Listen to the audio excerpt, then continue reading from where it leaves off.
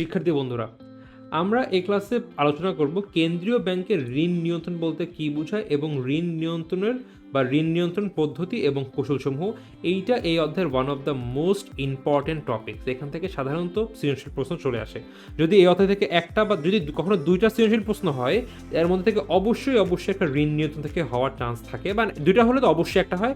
আর যদি মাত্র একটা সৃজনশীল প্রশ্ন আসে তোমাদের পরীক্ষায়, তখন দেখা যাবে 50-50 চান্স এখান থেকে একটা প্রশ্ন আসবে অথবা কেন্দ্রীয় ব্যাংকের বৈশিষ্ট্য নিয়ে আসবে। কিন্তু এইটা হচ্ছিল ঋণ নিয়ন্ত্রণের পদ্ধতি বা নিয়ন্ত্রণ কৌশলসমূহ, কিন্তু এই অধ্যায়ের সবচেয়ে বেশি ইম্পর্টেন্ট একটা টপিক।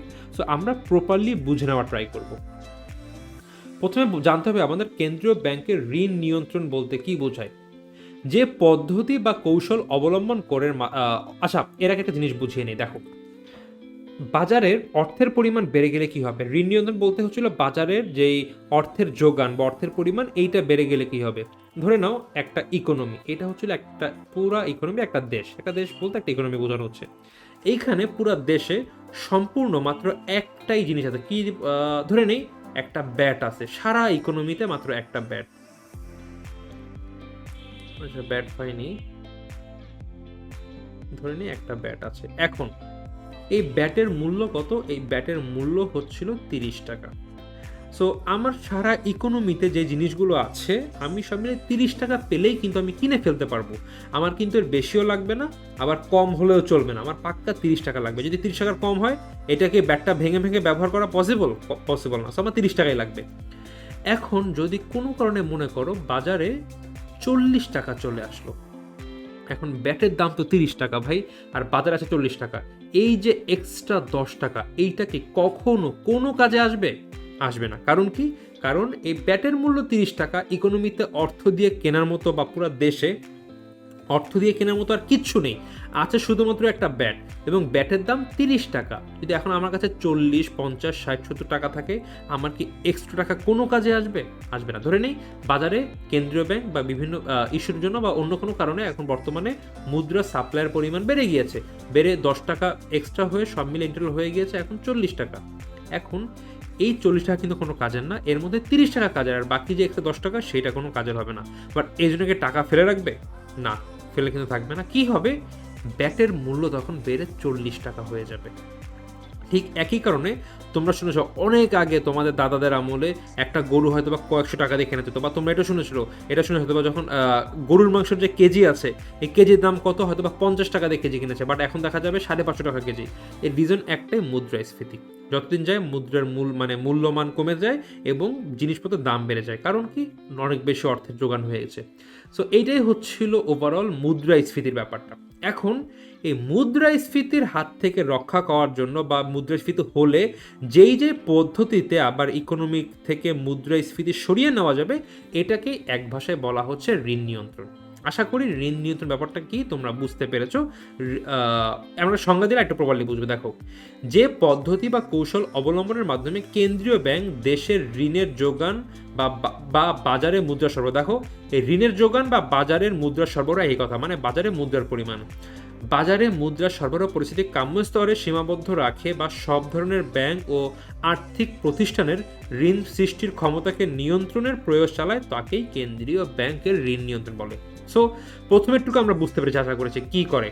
এরপরে যেটা বলা হয়েছে, সব ধরনের ব্যাংক ও আর্থিক প্রতিষ্ঠানের ঋণ সৃষ্টির ক্ষমতাকে নিয়ন্ত্রণের প্রয়াস চালায়, তাকে কেন্দ্রীয় ব্যাংকের ঋণ নিয়ন্ত্রণ বলে। এখন দেখো, কেন্দ্রীয় ব্যাংক কিন্তু সরাসরি কখনো জনগণের কাছে গিয়ে কাজ করতে পারে না। তারা কি করে? তারা বিভিন্ন ব্যাংক বা আর্থিক প্রতিষ্ঠানের থ্রুতে কিন্তু এই কাজগুলো করে। সো কেন্দ্রীয় ব্যাংক এমন একটা নীতি করে দেয় যেইখানে এই বিভিন্ন ব্যাংক এবং আর্থিক প্রতিষ্ঠান ঋণ সৃষ্টির ক্ষমতা নিয়ন্ত্রণে চলে আসে বা নিয়ন্ত্রিত হয়ে যায়। অর্থাৎ মানুষের কাছে টাকা কিভাবে যায়? যখনই ব্যাংক এবং আর্থিক প্রতিষ্ঠান মানুষকে ঋণ হিসেবে টাকা দিবে বা অন্য কোনো ওয়েতে টাকা দিবে, সো কেন্দ্রীয় ব্যাংক কী করে? সেই সব ব্যাংক এবং আর্থিক প্রতিষ্ঠানের উপরে কিছু নিয়ম ইম্পোজ করে যায়, ভাই তোমরা এইটার বেশি করতে পারবে না। তখনই তারা বেশি টাকা দিতে পারে না এবং বাজারে ঋণের পরিমাণ কমে যায়। এর উদ্দেশ্য হলো বাজারে ব্যাংক ঋণের পরিমাণ কাম্য মাত্রায় বজায় রাখা। তালিকাভুক্ত ব্যাংকসমূহ এরূপ নিয়ন্ত্রণ কৌশলের মুখ্য সহযোগী, যেটাই মাত্র বললাম। কেন্দ্রীয় ব্যাংক কখনোই সরাসরি জনগণের কাছে গিয়ে কাজ করতে পারে না। তারা কি করে, বিভিন্ন তালিকাভুক্ত ব্যাংক বা তাদের আন্ডারে যেসব ব্যাংক বাড়তি প্রতিষ্ঠান আছে ওদেরকে বলে তোমরা এই নীতি ফলো করো, এই কাজটা করো। এবং এই যে বিভিন্ন তালিকাভুক্ত ব্যাংকসমূহ এইসব নিয়ন্ত্রণ কৌশলের মুখ্য সহযোগী। কেন্দ্রীয় ব্যাংক এজন্য বিভিন্ন কৌশল বা পদ্ধতি প্রয়োগ করে। আমরা এবার পদ্ধতি বা কৌশল সম্পর্কে পড়ব। তো ঋণ নিয়ন্ত্রণ পদ্ধতিকে দুটি ভাগে ভাগ করা যায়। একটা হলো সাধারণ বা সংখ্যাত্মক পদ্ধতি, একটা হলো গুণগত বা নির্বাচনমূলক পদ্ধতি। সাধারণ বা সংখ্যাত্মক পদ্ধতির আন্ডারে আবার তিনটা ইম্পর্টেন্ট সিস্টেম আছে। 30 লিখলাম কেন, 3। খোলা বাজার নীতি, ব্যাংক হার নীতি, খোলা বাজার নীতি এবং জমার হার পরিবর্তন নীতি। অপরদিকে গুণগত বা নির্বাচনমূলক পদ্ধতিতে কতগুলো আসছে, এরকম ঋণের বরাদ্দকরণ নীতি, ভোক্তা ঋণ নিয়ন্ত্রণ, জামানত ঋণের প্রান্তিক হার পরিবর্তন, প্রত্যক্ষ ব্যবস্থা গ্রহণ, নৈতিক প্রযোজনা এবং প্রযোজনা পদ্ধতি। সো এই পদ্ধতিগুলো আছে, এবার আমরা দেখি বিষয়গুলো কি কি আছে। সাধারণ বা সংখ্যাত্মক পদ্ধতি কাকে বলে? দেখো, ঋণের উদ্দেশ্য বা ব্যবহারের প্রতি বিশেষ দৃষ্টি আরোপ না করে সাধারণভাবে বাজারে ঋণের পরিমাণ নিয়ন্ত্রণ করার কৌশলকে সাধারণ বা সংখ্যাত্মক পদ্ধতি বলে। তিনটা পদ্ধতিকে কি? ব্যাংক হার নীতি, খোলা বাজার নীতি, জমার হার পরিবর্তন নীতি। এর আগে আমরা এই বিষয়টা আবার একটু বুঝি, নিশ্চয়ই আমরা একবারে বুঝতে পারিনি এখানে কি বলতে চাইছে। দেখো, ঋণের উদ্দেশ্য বা ব্যবহারের প্রতি বিশেষ দৃষ্টি আরোপ না করে সাধারণভাবে বাজারের ঋণের পরিমাণ কাম্যস্তর ঋণের পরিমাণ নিয়ন্ত্রণ করার কৌশলকে সাধারণ বা সংখ্যাত্মক পদ্ধতি বলে। অর্থাৎ একটা ইকোনমিতে কিন্তু বিভিন্ন সেক্টর আছে। দেখো, কৃষি পক্ষ বা কৃষি ইন্ডাস্ট্রি বা সেক্টর, পরে হচ্ছিল এখানে শিল্প, এখানে যানবাহন, এখানে মনে করো গার্মেন্টস, এখানে মনে করো অন্য কিছু আছে, একটা আছে ধরে নিলাম। সো এই যে বিভিন্ন পক্ষ আছে না, যখন সাধারণ বা সংখ্যাত্মক পদ্ধতি অ্যাপ্লাই করা হয় তখন পুরো ইকোনমিতে একত্রিতভাবে অর্থের পরিমাণ কমে আসে। বাট কেন্দ্রীয় ব্যাংক কিন্তু করতে পারতো, তাই তোমরা শিল্প খাতে এখন থেকে কম ঋণ দিবা, যেন সেখানে টাকার পরিমাণ বেশি হয়ে গেছে সব জায়গাতে। সো এইটা হলে কিন্তু একটা নির্দিষ্ট হতো, বা বলতো তোমরা কৃষি ক্ষেত্রে অর্থ বাড়িয়ে দাও বা ঋণের পরিমাণ বাড়িয়ে দাও, কারণ এবার বন্যা হয়েছে, কৃষকদের অর্থের প্রয়োজন।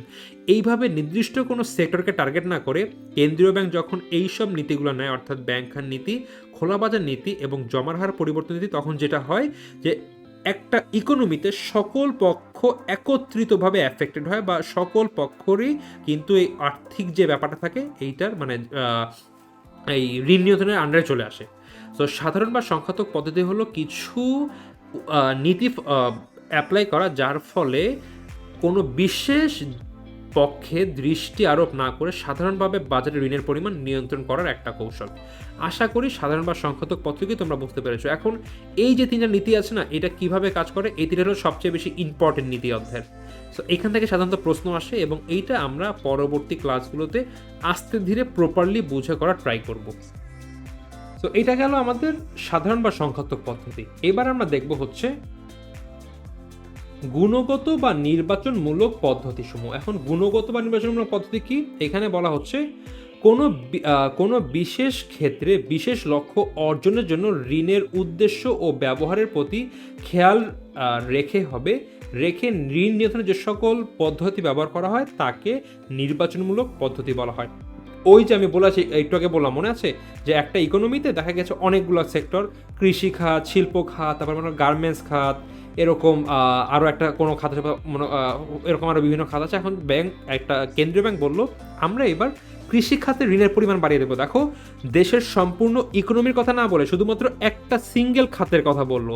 যদি বিষয়টি এমন হয় তখন সেটাকে আমরা গুণগত বা নির্বাচনমূলক পদ্ধতি বলবো। অর্থাৎ কোনো একটা পার্টিকুলার একটা সেক্টরকে নির্বাচন করে সেই বিশেষ সেক্টরের বিশেষ ক্ষেত্রে বিশেষ লক্ষ্য অর্জনের জন্য ঋণের উদ্দেশ্য ও ব্যবহারের প্রতি খেয়াল রেখে ঋণ নিয়ন্ত্রণে যে সকল পদ্ধতি ব্যবহার করা হয় তাকে নির্বাচনমূলক পদ্ধতি বলা হয়। সো আশা করি তোমরা বুঝতে পেরেছো এইটা কি। এখন এখানে ছিল ঋণের এই কতগুলো পদ্ধতির কথা বলা আছে। প্রথমেই ঋণের বরাদ্দকরণ নীতি। এই ক্ষেত্রে কি হয়? এই ক্ষেত্রে কেন্দ্রীয় ব্যাংক বলে দেয় যে ধরে নিলাম এই বছর দেশে অনেক বন্যা হয়েছে, এবার যারা চাল চাষ করে বা চালের কৃষক তাদের অনেক সমস্যা হয়েছে। এখন কেন্দ্রীয় ব্যাংক বলল, বিভিন্ন ব্যাংক ডাকলো, তোমরা সবাই একত্রে আসো, এসে বললো দেখো এবার দেশে বন্যার পরিমাণ খুব বন্যা হয়েছে, চাষিদের অবস্থা খুব খারাপ, তোমাদের যে ঋণ, যে যেটাকে পরিমাণ ঋণ দিবা, তোমরা ঋণের 5%, অ্যাটলিস্ট 5% কম পরিমাণ সুদে এই কৃষকদেরকে তোমরা কিন্তু লোন দিবা। এখন এই 5% যদি বলে দেয় তোমরা কৃষি খাতে 5% দিবা, তাহলে কি হবে? হয়তোবা ওই সেক্টরে এখন ঋণের পরিমাণ বেড়ে গেল। তাহলে কি করে? দেখো, কেন্দ্রীয় ব্যাংক একটা পার্টিকুলার সেক্টরে ঋণ বরাদ্দ করে দিল। আবার বলল এবছর যারা চিংড়ি চাষ করে ওদের টাকার প্রয়োজন, তোমরা তোমাদের মোট ঋণের 3% ওদেরকে দিবা অ্যাটলিস্ট। তো এইভাবে কিন্তু কেন্দ্রীয় ব্যাংক চাইলে পার্টিকুলার কোনো পক্ষ বা সেক্টরের জন্য ঋণ বরাদ্দ করে দিতে পারে। এরপরে আসলো ভোক্তা ঋণ নিয়ন্ত্রণ। দেখা গিয়েছে বাজারে ভোক্তা ঋণের পরিমাণ বেড়ে গেল। এখন বাজারে কী হয়, ভোক্তা ঋণের ক্ষেত্রে কী হয়? হয়তো বা আমি একটা বাড়ি কিনবো, বিভিন্ন ব্যাংক কী বলে অফার দেয় যে বাড়ি কিনতে যাবেন, বাড়ির 60% আপনারা দিবেন এবং 40% আমরা আপনাকে দিয়ে দিব। সো এখন যতটুকু মানুষ নেবে, যদি এখন কেন্দ্রীয় ব্যাংক বলে দেখো বাজারে এখন ভোক্তা ঋণের পরিমাণ বেড়ে গেছে, তোমরা একটা কাজ করবা, তোমরা ম্যাক্সিমাম 25% দিবা, আর বাকিটা দিতে হবে হচ্ছিল যে বাড়ি কিনবে তার।